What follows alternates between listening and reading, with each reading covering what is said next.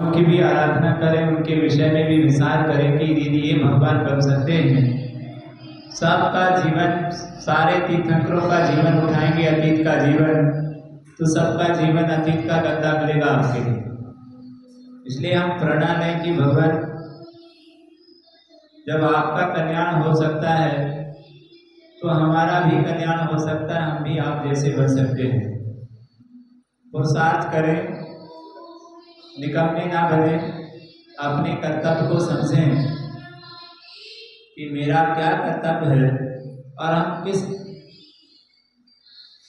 प्रकार का कर्तव्य करें जिससे मुझे आज भले वो परमात्मा नहीं दिखाई दे रहा हो, पर धीरे धीरे धीरे धीरे यदि हम पुरुषार्थ करते हैं तो इसी आत्मा के अंदर वो परमात्मा आपको दिखाई देने लग जाता है जिसकी आपको तपास थी।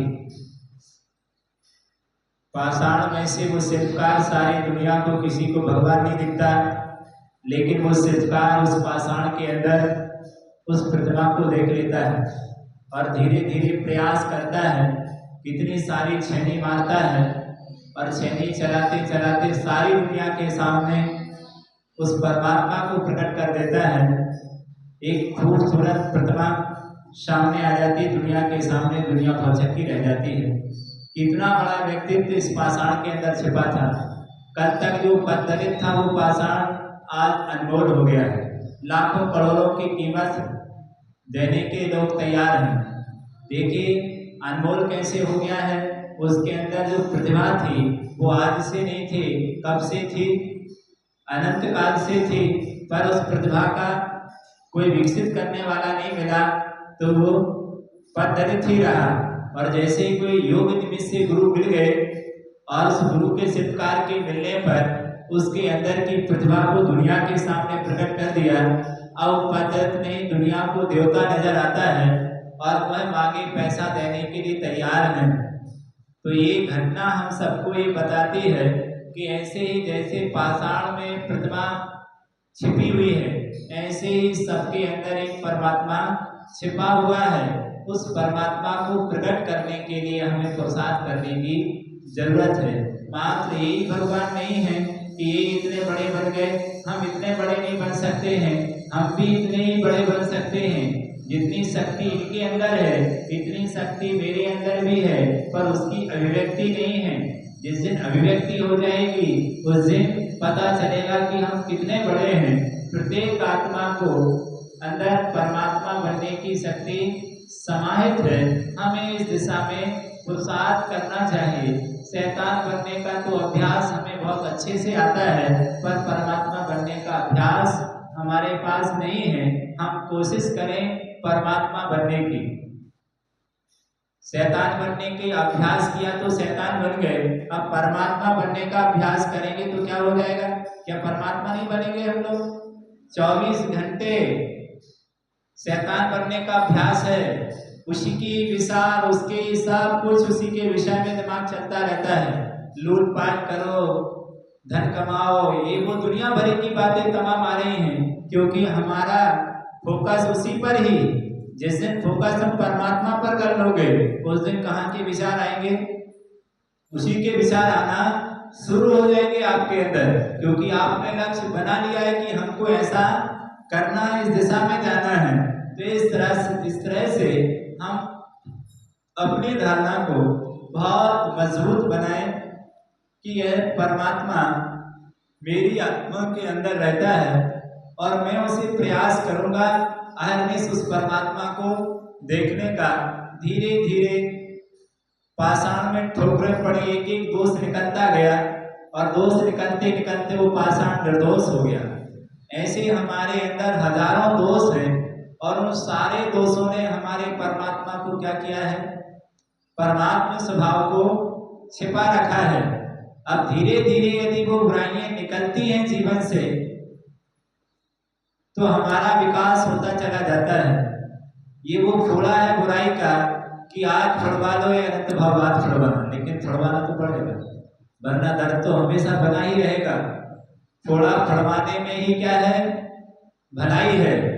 यदि नहीं छुड़वाओगे तो पूरी जीवन भर कष्ट उठाओगे। ये बुराइयों के जितने भी हमने बांध के रखे हैं, तमाम जीवन भर की बुराइयां, और ये सारी बुराइयों का परिणाम है कि हम पद-दलित हैं, बुरे परिणामों से ग्रसित हैं, दुख उठा रहे हैं, परेशान हैं।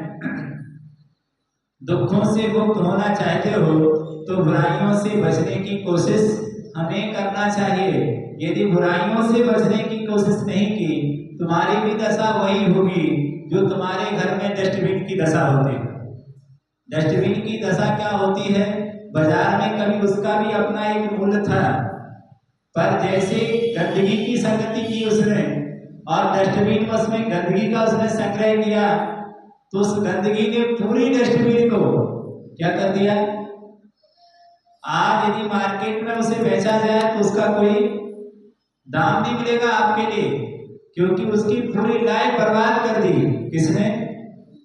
उस गंदगी ने। ऐसे इतने सारे गंदे विचार हैं हमारे दिमाग में, 24 घंटे आते रहते हैं और उन विचारों का हम स्वागत करते रहते हैं।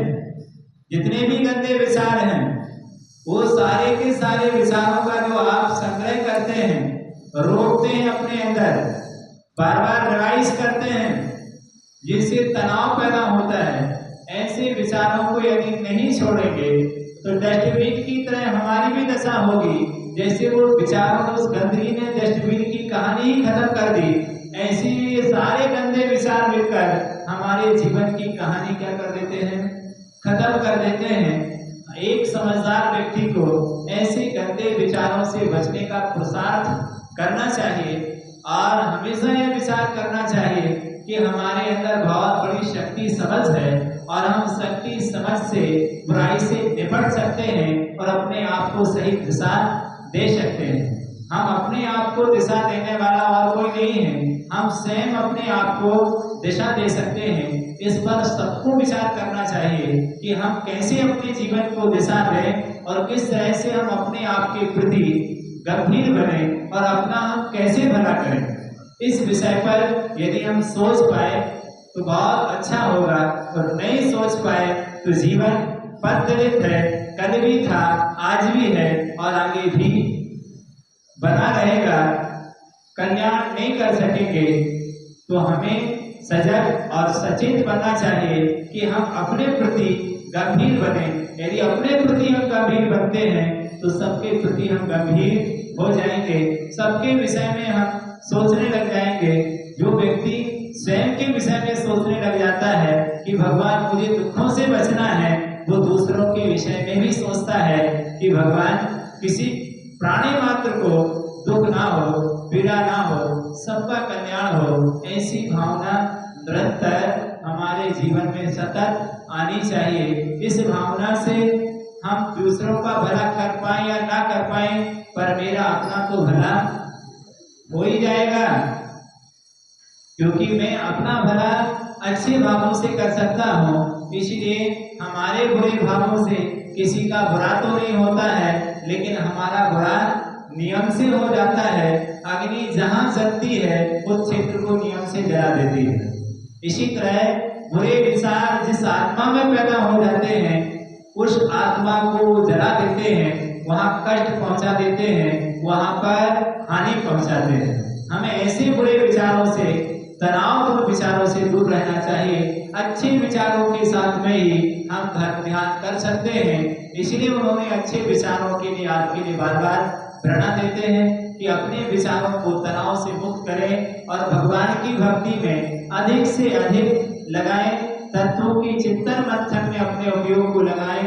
इससे करें, यहाँ वहाँ मन को ले जाएंगे तो यहाँ वहाँ मन को ले जाने से अशांति मिलेगी। शांति कहीं मिलने वाली नहीं है। जिस कारणों से शांति मिलती है उन कारणों पर गंभीरता से विचार करेंगे तो हम अपने जीवन को बहुत अच्छा बना पाएंगे और एक दूसरे के विषय में भी बहुत अच्छा सोच पाएंगे। स्वाद भोजन का, आनंद जीवन का दूसरे में नहीं है, स्वयं में है, स्वयं के विचारों में है, स्वयं की रक्षा में है। इस तरह हम प्रयास करेंगे तो बहुत अच्छा होगा। प्रयास की बहुत जरूरत है। नकारात्मक सोच जीवन को बहुत कष्टमय बना देती है। रावण का जीवन देख लेना चाहिए और राम का जीवन देख लेना चाहिए। दोनों के जीवन में यदि कंपेयर करोगे, नकारात्मक सोच के कारण सबसे ज्यादा परेशान रावण अपने जीवन में रहा, सकारात्मक सोच के कारण राम अपने जीवन में हमेशा क्या रहे, सुखी रहे। क्योंकि इन्हें रावण के विषय में कुछ नहीं बोला, पर राम के विषय में रावण ने बहुत कुछ बोला और दिन भर दिन रात परेशान रहा, यही सोच सोच कर कि राम आदि ये लोग मेरे दुश्मन हैं, इनके विषय में नेगेटिव सोच सोचकर उसने अपना ही बुरा कर लिया। हमें यहाँ पर इस समर्थित घटनाओं से, इतिहास से अपने आप को संभालने की कोशिश करेंगे कि भगवान हम ऐसे विचार अपने जीवन में नहीं लाए जो मेरी पवित्रता की हानि करें, मेरे अंदर भगवत अवस्था को प्रकट न होने दें और बुराइयों से हम प्रज्वलित हों। ऐसी बुराइयों से बचने की कोशिश करेंगे तो हमारा जीवन बहुत बेहतर बनेगा और बहुत अच्छा बनेगा। एक बार प्रयास करें, नेगेटिव सोचकर नहीं, पॉजिटिव सोचकर।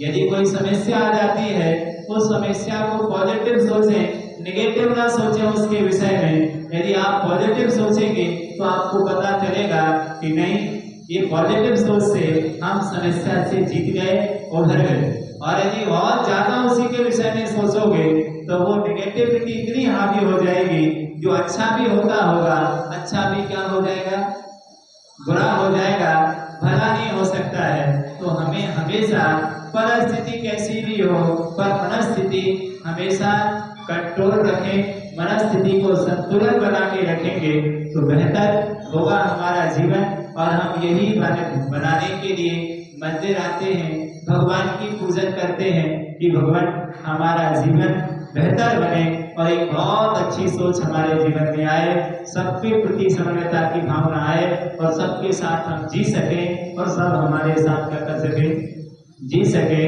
इतना ही हमें जीना सीख लिया, सबके साथ एडजस्ट होना सीख लिया। पानी एक दूसरे में मिल जाता है, जिसमें डालो उसी में मिल जाता है। तो पानी की तरह हमारा जीवन हो, हम सबके साथ एडजस्ट होना सीख लें तो जीवन का आनंद आ गया। और यदि एडजस्ट होना नहीं आया जीवन में तो संघर्ष ही संघर्ष है। जो यहाँ एडजस्ट नहीं हो सका वो सिद्धालय में कैसे पहुंचेगा। जो यहाँ सबके साथ जीते हैं वही सिद्धालय में जाकर सबके साथ विराजमान हो जाते हैं।